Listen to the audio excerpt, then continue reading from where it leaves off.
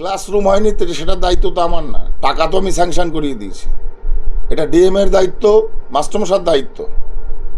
টাকা স্যাংশন হয়েছে কিনা সেটা নিয়ে কথা। আমার টাকা যদি ল্যাডের টাকা যদি স্যাংশন হয় তাহলে সেটার ইস্তাহারে আমি ডিক্লারেশন দিতে পারি, আমার রাইট আছে সেটার।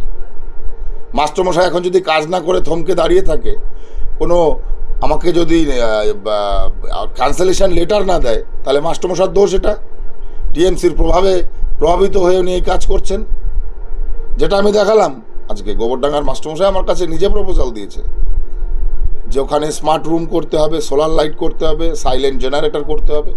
আপনাদের চিঠি দেখিয়ে দিয়েছি। শান্তনু ঠাকুরের নির্বাচনের ইস্তেহারে স্কুলের টাকা দেওয়ার নামে মিথ্যা প্রচারের অভিযোগ, নথি দিয়ে পাল্টা শান্তনু ঠাকুরের সাংবাদিক সম্মেলন।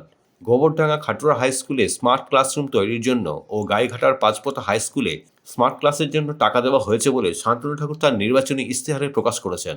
সম্প্রতি খাটুয়া হাই স্কুলের প্রধান শিক্ষক বলেছিলেন তারা স্কুলের জন্য সংসদের কাছে কোনো আবেদন করেননি, তাদেরকে কোনো টাকা পয়সা দেওয়া হয়নি সংসদের তরফ থেকে।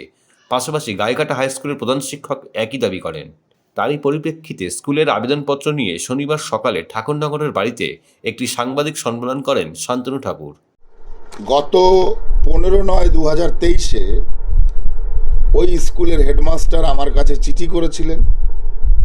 চিঠি করে উনি দাবি করেছিলেন একটা স্মোকলেস জেনারেটরের, রুফটপ সোলার প্যানেল চেয়েছিলেন এবং smart classroom for the benefit for students. এই যে হাতে এই যে ওনার চিঠি এবং ওনার এই যে স্বাক্ষর, এটা তো মিথ্যা নয়। এই চিঠি অনুসারে আমার ল্যাড থেকে টোটাল 30 কোটি টাকা স্যাংশন করিয়েছি।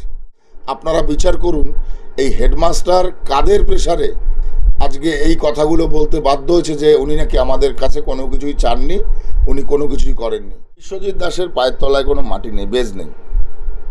বিশ্বজিৎ দাস মানুষের সাথে বিশ্বাসঘাতকতা করেছে। কোন দলে যে ও আদৌ থাকবে সেটাও নিজেও জানে না। ও যখন সময়ের সদ্ব্যবহার করা, সুযোগ ব্যবহার করা, তখন সেটা করেছে। মানুষের কাছে আত্মবিশ্বাস হারিয়েছে ও যতই গল্প দিক আমার বিরুদ্ধে, ঠিক আছে। এখন তো বলতে হয় যে বাপ যে জন্ম দিয়েছে সেই বাপকেও 2 দিন পরে ভুলে যাবে ও।